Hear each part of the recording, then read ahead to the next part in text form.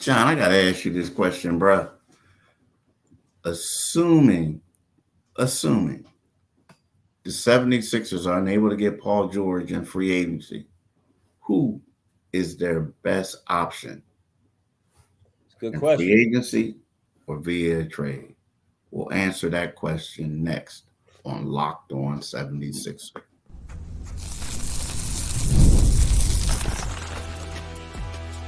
You are Locked On 76ers, your daily Philadelphia 76ers podcast, part of the Locked On Podcast Network, your team every day. Thank you for making Locked On 76ers your first listen. We are free and available wherever you get your podcasts and on YouTube. Part of the Locked On Podcast Network, your team every day. Today's episode is brought to you by FanDuel. Make every moment more. As playoffs wind down, the sports stop sporting like we want them to. But this is the summertime, right? So in the summertime, FanDuel is hooking up all customers with a boost or a bonus daily. That's right. There's something for everyone every day, all summer long. Visit fanduel.com/locked on to get started. Mitch, what's up, bro? How you been? Man, I'm doing real good, Keith. How you doing? I'm doing well. I'm doing well. So for y'all, this is my right hand man, John Mitchell, and I'm Keith Pompey. We are the co-hosts of Locked On 76ers. We got a lot to talk to you today. So what we want to talk about is who is the best option for the 76ers If, if if, they can't get Paul George. And what I mean by the best option, we ain't talking about dudes who on the top of the wish list. We're talking about dudes who might be available and yeah. things like that. So we'll talk about that. The second segment, we're going to, talk about a little bit of NBA draft stuff. And then the third segment, we'll bring up DeAnthony Melton, see about his value and everything. And will he be a good fit? Would he be a good fit to come back? But Mitch, my question to you is, we talk about Paul George, we talk about all this other stuff about, the report of the Sixers' interest have significantly waned. Paul George is talking about, he talks to people about general manager's reputation. He also talked about how his focus isn't on winning a championship, or he's not chasing the championship, he's chasing the perfect fit. So, there's a lot of smoke going on right now in regards to if the Sixers are going to be able to get him or if they want to get him. But at the same time, I'm not ruling anything out. I do think this could just be some smoke. But with that being said, who are some of the guys that you think, or who is the one guy that you think that they have a great chance of getting via a trade or free agency? Yeah, the guy, I don't think people really want to hear it, but I think the guy who kind of resonates with me now again is DeMar DeRozan, man. I think he's unrestricted. People look at him and say, well, he doesn't fit too well alongside what they have, but I think he's an upgrade of their number three. Matter of fact, I know he's an upgrade of where they were at their number three last year. So via free agency, I liked OG a lot before the Knicks traded for him, and I kind of think that I think that New York and Anunoby will get that situation worked out. I don't think that he'll be hanging around. I just have a feeling they're going to get that worked out. So after that, man, I tend to put my gaze on. Let's start to see who we can trade for, man. I mean, as you know, I'm more of a Larry Marketing fan than you are. I like him a lot. I like him. I can see him again with Maxey. I can see him even playing some spot center when Embiid's not out there. You know what I mean? And I like Mikal Bridges, man. So, Brooklyn, where are they? They're in a rebuild. And it's odd, as Mikal Bridges played for them, you still hear the rumblings coming out of New York that they're definitely he's not untradeable.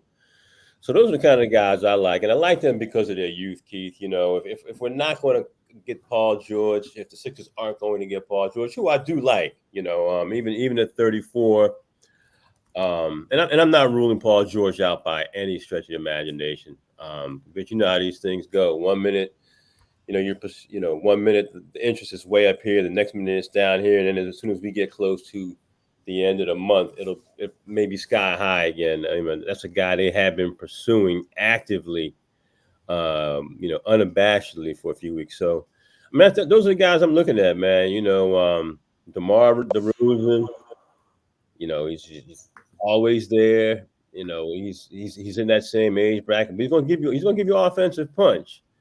It might not be the person you want, but he's going to be. He'll be an effective player for them. So that's where I am. And if not him, I like OG. I actually like OG more because of his youth, even though OG's not as available. But you know, we have to see what happens there in New York first. So you know, when Paul George's name kind of the temperature comes down on Paul George, you see that it's like, well, you know, the market's not as open as we thought it was. Yeah. I mean, you said the market isn't as open. You're talking about with Paul George, talking about other teams wanting them. Well, I mean, just in general, because you know LeBron, we know LeBron is off. I mean, we had wide eyes. The market in general. Yeah. So that's kind of where I am now. It's not a lot. Realism settles in, and again, I haven't given up on the fact that I'm not completely ruling out Paul George by any stretch of the imagination. Yeah. You're right. I mean, here's the thing. So when we talk about the one guy that I keep thinking about is Brandon Ingram, and the reason being is because I know that New Orleans wants to shop him. It's just a matter of maybe the 76ers will have to get a third team involved or whatever. But all I know is, but it's crazy. Like he is in line to make. Is his final year of his deal. He's in line to make $36 million, but he has a 15% trade kicker. So which means is now it's going to be $41 million, right? With the 15%. So are the Sixers willing to put that on their cap, right? Yeah. Now, are they willing to do that? So that's the problem. But when you talk about it, you know, him and DeMar DeRozan are similar players, in my opinion, right? I mean, and you look at it this year, so Brandon Ingram averaged 20 points. He averaged 5.1 rebounds, 5.7 assists. He shot 35.5% from three, which isn't that good, right? DeMar DeRozan averaged 24 points, 4.3 rebounds, 5.3 assists, and 33.3% from three. Now, when you look at their resume, you see that DeMar DeRozan is a 6-time All-Star, a 3-time All-NBA. Brandon Ingram only got one All-Star. Well, I shouldn't say only because a lot of people aren't All-Star, but he was named All-Star once. So when you look at it, one guy is they're both wings. You know, DeMar is 6'6". He could play the 2, he could play the 3, he could play the 4, depending on the lineup you use.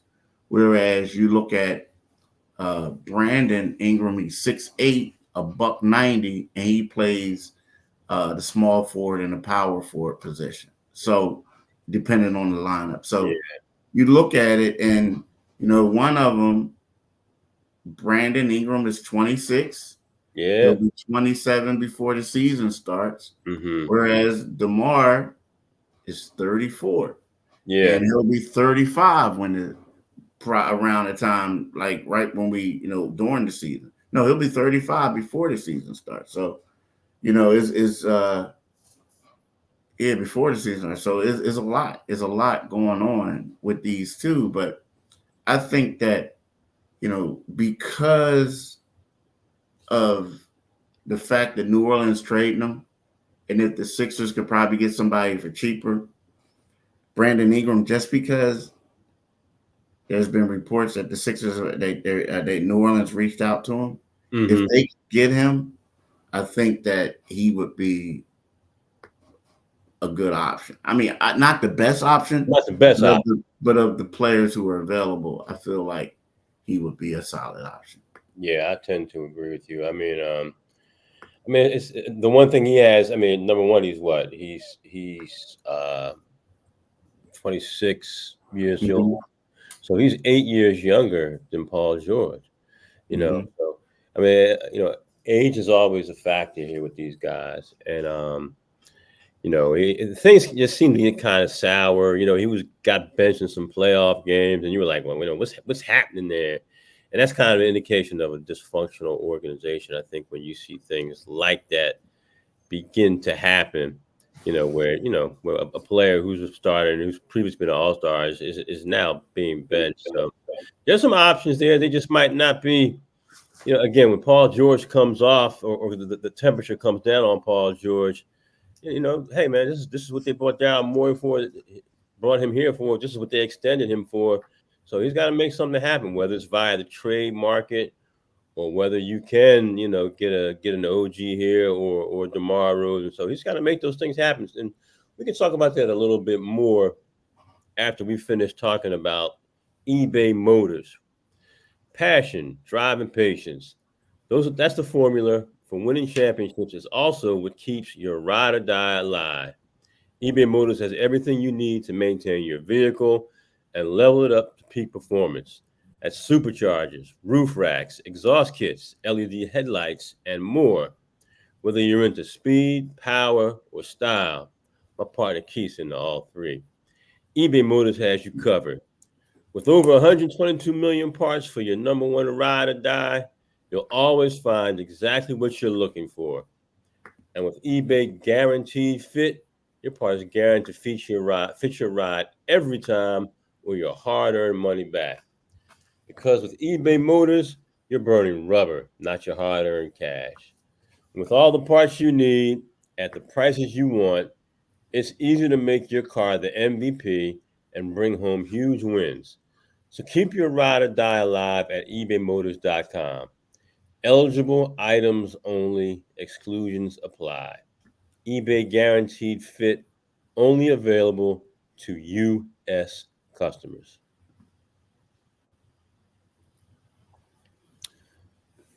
Tell me, are you watching Fox Sports or ESPN on your TV all day? You know they'll be screaming and hollering about Angel and Caitlin today. You have to you sometimes have to turn the volume down with all that shouting. You will today. Make the switch to Locked On Sports today, a free 24/7 sports streaming channel programmed for you every day to bring you the biggest stories without all the screaming. Locked On Sports Today brings you can't-miss analysis, opinions, and news, streaming 24/7 on YouTube or the free Amazon Fire TV channels app. Part of the Locked On Podcast Network.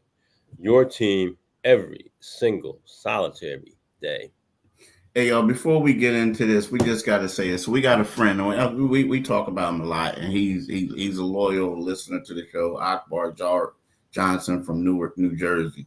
So Akbar hates Angel. I shouldn't say hates her. He can't stand her. He can't stand her. He can't stand Angel Reese. But he loves Caitlin Clark. Loves her. And I just want to say, and he normally hits us up in the group chat, and then he'll call us and do stuff. But I just got a question. Akbar. Angel Reese was giving that one girl the business. Like she was giving it was some work. They both played well. And look, the girl did the too small. And when she did that, she woke up with the giant. So listen, Akbar, I just want to know how you gonna spend this. and then, did you see how they play? Did you watch the game? I watched portions of it. Did you see the ending? Because I saw the game. No. Oh my God, it looked like oh my God, dude, it was crazy. Like the ball was going everywhere. They rushing down, girl missing a reverse layup. Then they fouling. It was bad. The ending was like, yo, it was crazy. Yeah, I was turning back and forth, man. I was kind of glued to the. When the Olympics get here, man, I kind of get into the Olympics. Oh, me too. And I was watching the College World Series too. It's a lot. You know what I mean? It's a lot. There's still a lot on It's a TV. lot. There's a Yeah, lot on TV. Oh, dude, let me tell you this. So I got up early this morning because I was taping stuff, and I got up early this morning and was watching stuff that I missed. So that's what I do. But look, y'all, I know y'all want to hear about that. Yeah. Y'all want to hear about that. Y'all want to hear about the draft. This graph is crazy because you look at the 76ers and you say they have like a lot of options. Which is a great thing for them. I mean, it's a great thing. And what I mean by that is they can either trade the pick for an established veteran, like maybe package it in a sign and trade. Like if a team does a sign and trade for a player or whatever, they could patch it out. They could get a third team involved. They can also go after a position in need, which they need a lot. Mm-hmm. Or they can go after the best available. Like let's say Isaiah Collier, who was a guy who was regarded as the number one player in the country a year ago coming out of high school. If he slides to number 16, do you say I'm gonna take him? If Zach Edey, you have to, right? If Zach Edey, if he's going and Zach Edey's available, and you're like, well, he showed us that he can shoot the three from the outside. He may not, you can't switch him on defense, but he gives us a solid rim protector that we can have. Maybe it's just, to me, I think they have a lot of options, a lot. And it's not a really good draft, but there are guys like Devin Carter, Isaiah Collier, the guy Missy from the Cameroon, that Missy. So there's a lot of dudes that they can go after and do something. But they can also go and trade. They're going to have 5 first-round picks beginning Wednesday night to trade. So not for this year, y'all. They have the number 16 pick, but they have 5 over the next couple of years that they can trade. So and like you said, I think Isaiah Collier is the one who's interesting to me because he was so highly rated coming out of school, and it didn't translate in his freshman year, but that happens. Everybody, it doesn't. People talk about it didn't translate for Kobe when he went straight to the NBA and looked horrible in his early, in the playoff games. Although, and I'm not comparing Isaiah Collier. I'm just saying to Kobe Bryant. It's just that sometimes, a guy comes in and the expectations, they're always high now. If you're a 5-star guy who somebody says you could potentially be the number 1 player in the draft at some point, you automatically have expectations attached to you that it will be impossible to reach. Again, that said, I do like some guys. I like Devin Carter, and I really like Isaiah Collier, and Zach Edey, man. I mean, he's not the most quick fleet of foot, but you know what? Maybe this is the draft where the 76ers do solve their mystery, to the backup center. Yeah, it could be. That could be the way you have to go. That has to be the way they're looking at it. You're not necessarily looking for a starter, although you would like to draft a starter. But because this draft, I think this is a draft that's not top heavy, but I think there is depth when you get to the middle and late first rounds. It doesn't have. I mean, we look at the player was drafted a generational talent in Wemby that was taken last year. Well, okay, you get that once every 20 years, maybe if you're lucky. Then you got LeBron and you got Wemby. That's how that cycle kind of goes. So, but yeah, again, Daryl Moore, I'm sure, is exploring what he can do with those picks. You got 5 tradable picks. You got some pick swaps. So we'll see what they can do. I wouldn't be mad if honestly some of the names we've mentioned wind up on the roster. I wouldn't be mad at all. And you can get players, as we've seen. Guys can be. You can get quality players at the 16th pick. Sixers drafted Drew Holiday at 17. So. Yeah, you're right. I mean, yeah, he was drafted at 17. You look at, Giannis Antetokounmpo, he was drafted at 15. You know what I mean? In the 2013 draft. So there's always Sengun, the kid in Houston. Pardon me if I butcher his name. Yeah. I mean, but look at Maxie. Maxie Yeah, was yeah, 21. So, I mean, look at and it's crazy. Like, I mean, there's a lot of these guys who who have a lot of value. Again, it's up to being able to develop people and do right. whatever. Like Chris Middleton is a 3-time All-Star, and this brother was the 39th overall pick Hmm.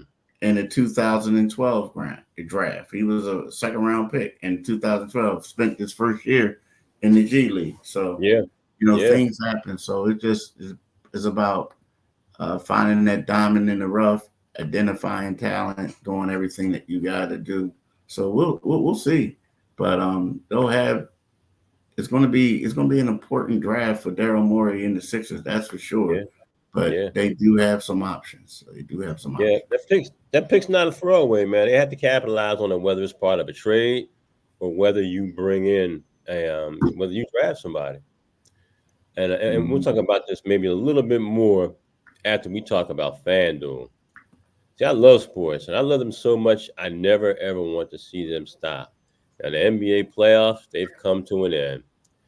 So we get fewer games, and the sports aren't sporting like I want them to. But FanDuel lets me keep the sports going whenever I want. All I have to do is open that app and dream up bets anytime I'm in the mood, morning, noon, or night. And this summer, FanDuel is hooking up all customers, that's all customers, with a boost or a bonus daily. That's right, there's something for everyone, every day, all summer long. So head over to fanduel.com/locked on and start making the most of your summer. It's FanDuel, official sports betting partner of Major League Baseball. Do it today, folks. Make sure you do it today. Definitely do it today. So here's the deal, man. So like, we look at D Melt, right? DeAnthony Melton is a guy who it's funny, he came to Philadelphia and he kind of blew up, man, if you really want to Yeah, think about it. yeah, Like he blew up. Um but the problem is he blew up, but then he got injured. yeah, And you wonder, is there going to be a market for him this yeah, summer? I think there will be, right? I think that if put it this way, if you check out his medical and you see things, um, I think that there's going to be a market. Like right now, the Sixers have a cap hold on him at 15.2 million. He's going to be an unrestricted free agent, right? There's reports people saying that he could command more out there, right? More than the 8.6 million he averaged the last 4 seasons, right? So he's about to be 26 years old. The problem is that back issue has been yeah, bothering him for like the last 2 years, right? yeah, But he's an elite off-ball defender. He's only 6'2", but he uses a 6.9 wingspan to be disruptive in the passing lane to grab rebounds, right? mhm, So, you know what I mean? He was pretty good. He's pretty good. So I like him a lot. This past season, he averaged 11.1 points, 1.6 steals.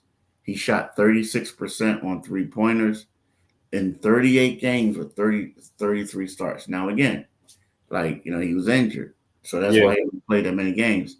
He was second in the league in steals, among the deflection leaders. Um, uh, before he played in just 7 games since December 30th because of the back ailment. So he's yeah. a legitimate player, man. Legitimate player. Yeah, he is. I really like him, and you don't notice that he's 6'2". Whenever honestly, I'm thinking I'm watching a 6'4" player, and that's because of the wingspan, because he gets into the passing lanes. Um, yeah, he's a guy I would like to see him come back. I mean, he's a guy, had he been completely healthy, he would have helped them in the playoffs. There's no question about it. They went 22-11 in his 33 starts, and a lot of those starts coincided with the health of Joel Embiid. But he's a young guy. He's 26 years old. The back, I mean, that was, he and Cove, man, it was just, when are these guys ever going to be healthy and available for them? You kept along with, the other obvious question. But when he's out there, he's as good as he is an elite perimeter defender in a league that everybody's shooting 3-pointers. Yeah, that's the thing. That's the thing. And I do think, Keith, man, because remember, he started the season off, he was kind of shaking. We were like, what's wrong with this guy? And then as he got in, about a month into it, he got a rhythm, and then the back became an issue. So as far as guys, yeah, there's going to be a market for DeAnthony Melton. As someone who's had back issues in my lifetime, the procedures for taking care of the back is a lot better now. They go in there and they take, as long as it's not, hopefully it's not disc issue, it's just disc related or anything like that. If it's muscular, he'll be a lot better off. Yeah. You're right. I mean, he'll be fine. I'm playing a doctor on the internet today, so. No, the thing about that doc is that, I mean, if it checks out, it'll be great for him. But back injuries can be serious. Look at Ben Simmons. A lot of people talk about his shot. The reason why he hasn't really panned out to be who he is because, well, one thing, if he would have worked on his shot, he wouldn't have this much of a problem. But it's because of the back. He can't get up and down the floor like he used to. He can't do things. So when that happens, you have to be able to rely on other things. And he didn't work on them. So since the back is bothering him, it kind of took away a lot of his explosiveness and the things that he used to thrive in because of that explosiveness. So that's what we know with that. And maybe he gets it back, Keith. He's young enough. I mean, the back is something. Again, if I had the L5S1, and I'll give you a crazy story. My doctor suspected I got that when I had the L5S1 surgery back in 2000. It was when I was a beat reporter for the Washington Times, man, and all that travel and checking that bag in and reaching over and bringing that bag over your shoulder when it comes off the conveyor. Doctor was like, no, that's a bend those knees. So, but again, he's an elite athlete. He's not a guy, he's not a ham and egg, flying around the country trying to get to a basketball game in time, So, I think he can bounce back from it. I hope he does. And I hope he's a 76er because he's a very live cat. Yeah, we'll see. It's going to be interesting to see what goes on. I wish him the best of luck. But hey, I just want to say this. Hey, Akbar. So before we go, and I'm sorry for including everybody in this, but Akbar, yesterday she had a career high 25 points to go with 16 rebounds and extend her WNBA rookie record double streak to 8 straight games. So Angel's fighter, man. I think when she said, this game, it's you guys are building Caitlin Clark up, but it's about me too. And Caitlin Clark is she had a pretty good game too. She had a good game. 17 points, dishing out 13 assists. And I also think at the end of the game, some people are like, why didn't she shoot the ball? I think she made the right play. I mean, they doubled her. They was doubling her. She did a pass to the other young lady, Boston, who missed the ball, the shot. It was a bad shot, but she missed it. But it is what it is. She made the right play. But you know what? It was a good game, though. I ain't gonna lie, dude. Like, remember a couple of days ago, I was like, man, these games are trash. Yeah. That game was good into the final, like the closing seconds. Like, I'm like, what are they doing? Yeah. It looked like a drill, stop, drop, and roll. Always going to the ball. And then the girl missed the layup. I said, oh no. Yeah. It was like, yo, like, what are y'all doing? It was like hit the panic button. It was crazy. Yeah, but that's what they got a good game from 2 young players.